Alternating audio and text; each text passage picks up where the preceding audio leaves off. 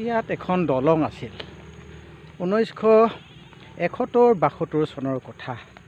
ইয়াত সেই দলংখন আছিলে কাঠৰ দলং সলনি হৈ এতিয়া আজি কিছুদিনৰ আগত পকাৰ বনালে, পকাৰ দলংখন হ'ল 1971-72 চনৰ কথা। তেতিয়া মই আছিলোঁ একেবাৰে সৰু, 4-5-6 বছৰীয়া হ'ব নেকি। এতিয়া আমাৰ দদাইদেউৰ বিয়া হৈছিলে।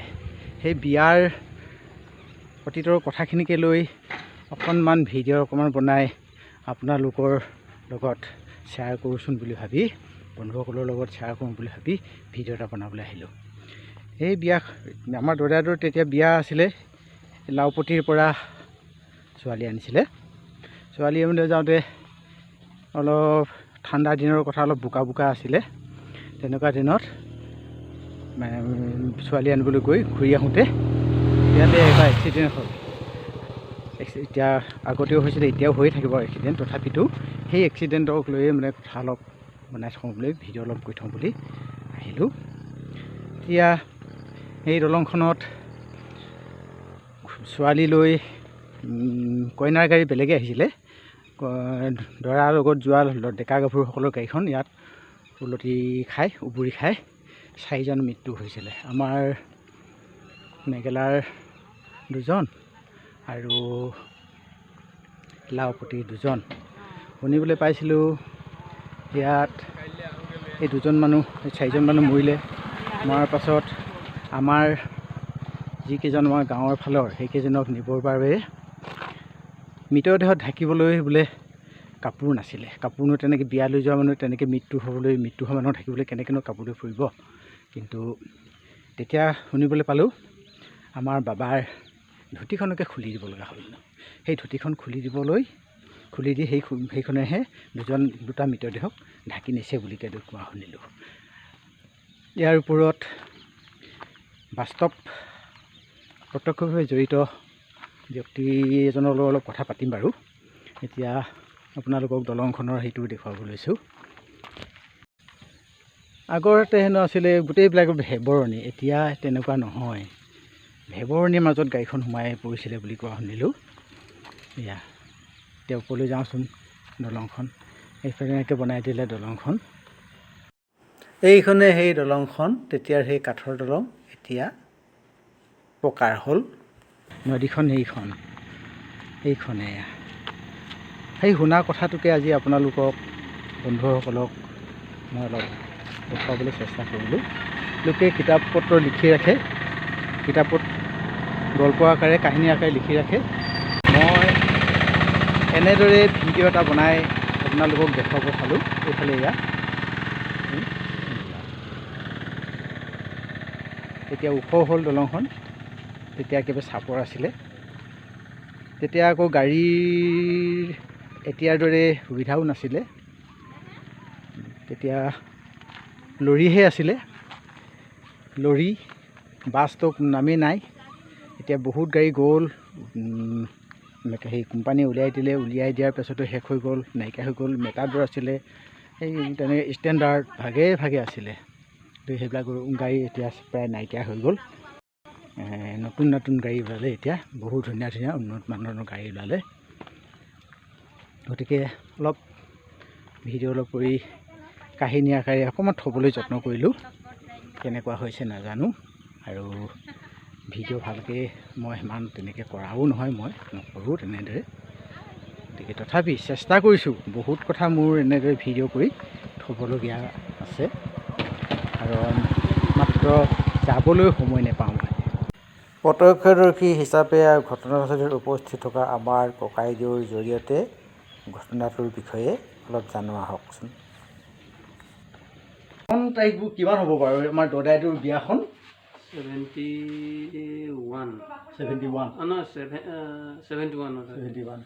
তেতিয়া 71 বুলি এনেকৈ জানো যে মই তাৰ পিছৰ বছৰ মই 72 মেট্ৰিক দিছোঁতো, সেইটো কাৰণে 71 বুলি এটা কিমান এনেই অসমীয়াত 23 কিবা এটা ফাগুন আছিলে প্ৰায়। ফাগুন। বাকীখিনি ইমানখিনি নাজানো, কিন্তু ইংৰাজী কিমান আছিলে কিমান নাই। কেইজনমান মানুহ গৈছিলে বাৰু আমাৰ এফালৰ পৰা যে?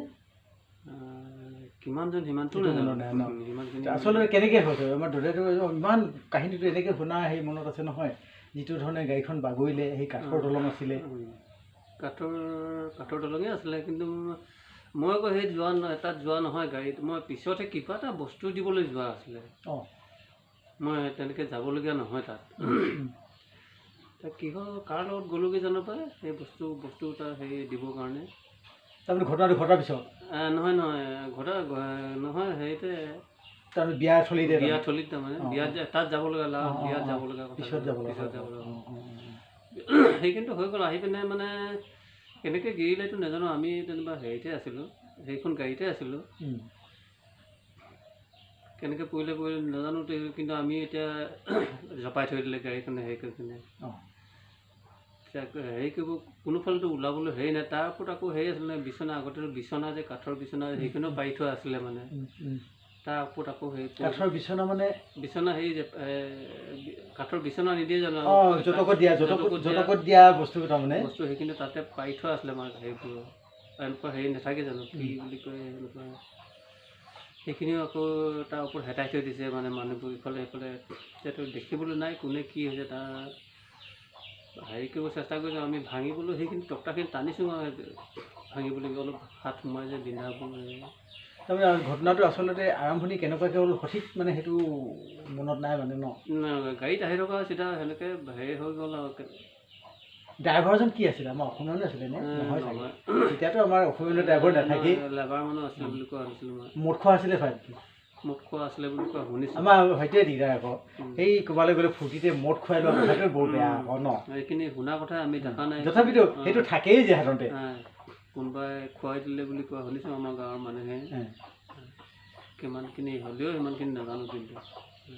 আৰু হেৰি লাওপতি দুজন, আমাৰ মেঘেলাৰ দুজন বুলি আমাৰ দুজন।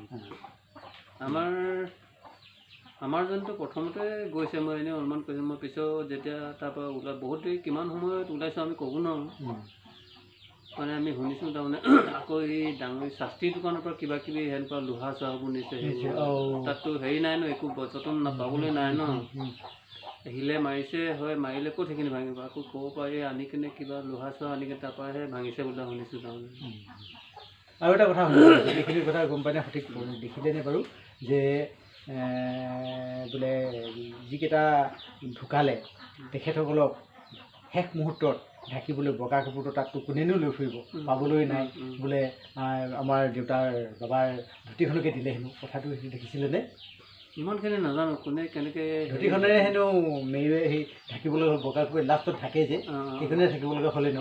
গতিকে পিছত হেনো গামোচাখন বিয়ালৈ যাওঁতে যিখন কান্ধত গামোচা লৈ যায় সেইখনহে মানে মাৰি আহিছে হেনো, সেইটো গম নাপায় ন?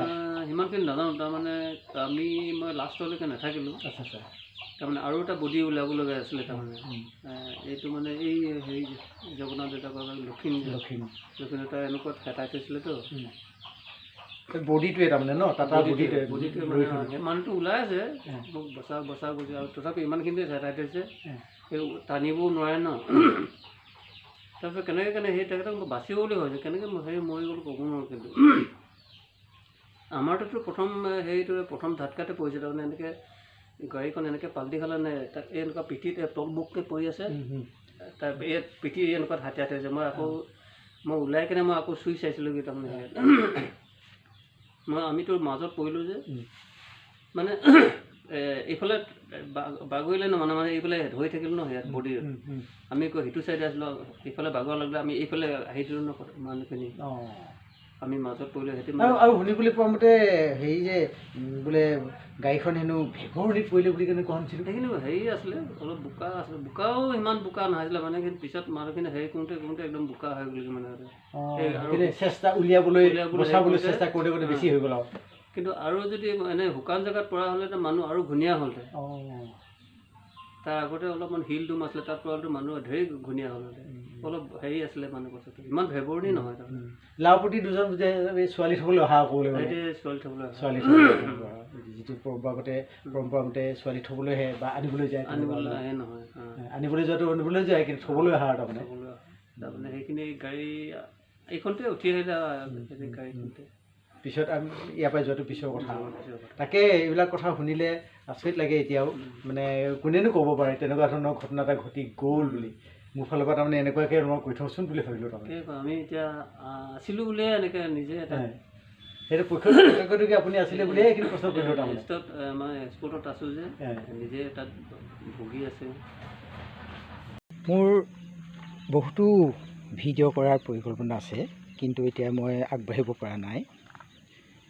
কামৰ তাগিদাত, চাকৰিৰ তাগিদাত আগবাঢ়িব পৰা নাই। সিদিনাখন মই আমাৰ বাইথ সংস্কৃতি, আমাৰ সোণোৱাল কছাৰী সংস্কৃতিৰ ওপৰত অলপ কথা আলোচনা কৰিবলৈ গ'লোঁ, কৰি আহিলোঁ। দীঘলকৈ কৰি থৈ দিয়া আছে, এডিট কৰি দিব লাগিব, মাজে মাজে দিবলৈ চেষ্টা কৰিম। কিন্তু আৰু বহুত অনুষ্ঠান গুচি গৈছে, মই এইবিলাক ভিডিঅ' কৰিবলৈ চাবলৈ সময় মিলাব পৰা নাই, কাৰণ চাকৰি তাগিদাৰ কথা আছে যে। কাৰণ মই এইফালে চাকৰি তাগিদাৰ বাবে